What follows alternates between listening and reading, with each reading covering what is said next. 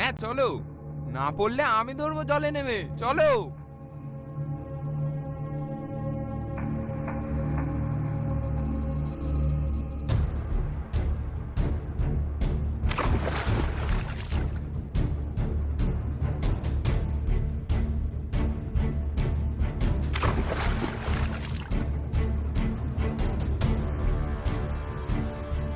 অনেক চেষ্টার পর মাছ ধরা পড়ল বটে, তবে কয়েকটা পুঁটি আর চারা মাছ। দাদু, এই তোমার স্বাদের পুকুর, মাছ কই? প্রতিবারেই তুমি আমাকে এইসব ছোট মাছ খাও, বড় মাছগুলো যায় কোথায়? কি আর বলবো তোকে, এই ফাঁকা জায়গায় পুকুর ভর্তি মাছ, লোকে কি আর রাখে রে? তার মানে লোকে পুকুর থেকে মাছ ধরে নেয়, তুমি কিছু বলো না? কাকে কি বলবো, কে চুরি করে তা কি আর জানা যায়? এলাকায় বলি, কিন্তু তারা বলে তারা তো কেউ এমন করে না। আর তাছাড়া সবারই পুকুর ভর্তি মাছ, কে চুরি করবে? তাহলে এত মাছ যাচ্ছে কোথায়? নষ্ট হয়ে যাচ্ছে? উহুম, উহুম, না, এ, নষ্ট না, চুরি হচ্ছে রে, চুরি হচ্ছে। মাঝে মাঝে রাতে আমার ঘুম ভেঙে যায়, তখন শুনি পুকুরে ঝপাং ঝপাং করে জাল ফেলার শব্দ। বেরিয়ে এসে দেখি কেউ নেই, যেন হাওয়ায় মিলিয়ে যায়। খুব পাকা চোর, বুঝলি? তুমি দিনের বেলাতেই দেখতে পাও না, আবার রাতের বেলা চোর ধরবে? এই এই চুপ চুপ, চোর এটা জেনে ফেললে তখন তো বেশি করে চুরি করবে। হ্যাঁ, জানে না পোকা ছেলে। না, ওটা আর হচ্ছে না, আজ থেকে ব্যাপারটা আমার জিম্মা। চোর বেটা এবার দেখবে ভুতু গোয়েন্দার কাজ। এই থাক থাক থাক, এই অনেক হয়েছে, চল চল, এবার যা হয়েছে এই খাবি, চল।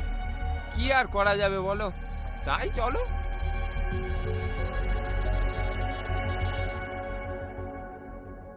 তারপর সারা দুপুর বিকেল দাদুর সাথে গল্প করেই কাটালাম।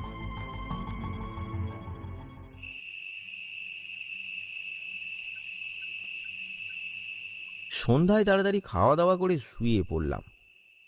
আমি দাদুর সাথেই শুলাম। দাদুর সাথে থাকলে অনেক গল্প শুনতে পাওয়া যায়। দাদু নানা রকমের ভূতের গল্প আর পুরানো দিনের চুরি ডাকাতির গল্প করত। আমার দাদু ব্রিটিশ আমলে রেলের কর্মচারী ছিল, তারই কত রকম গল্প শোনাতো। গল্প শোনার ফাঁকে ফাঁকে আমার কান কিন্তু মাঝে মধ্যেই বাইরের শব্দ শুনতে ব্যস্ত হয়ে যাচ্ছে।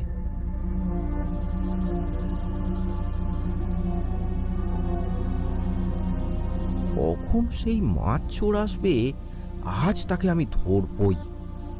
কি গো দাদু, তোমার মাছ চোর তো কই এলো না? রোজ আসে তো?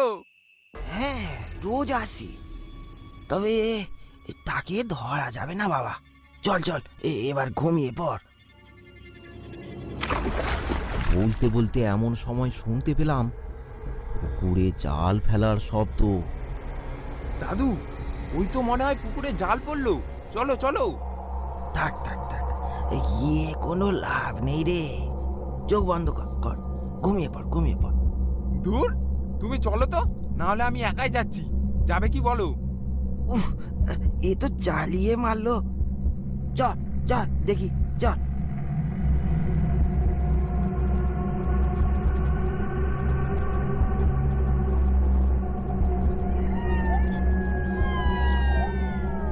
দাদু আর আমি একটা হ্যারিকেন নিয়ে বাইরে বেরোলাম। ধীরে ধীরে পুকুরের দিকে এগিয়ে গেলাম।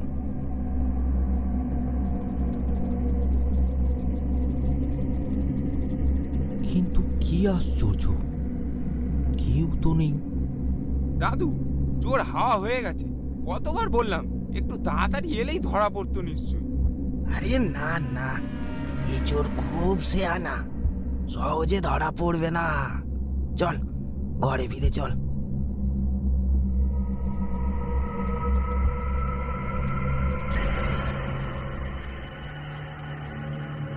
ঘরে ফিরে শুয়ে শুয়ে চিন্তা করতে লাগলাম, ব্যাটা খুবই দক্ষ চোর।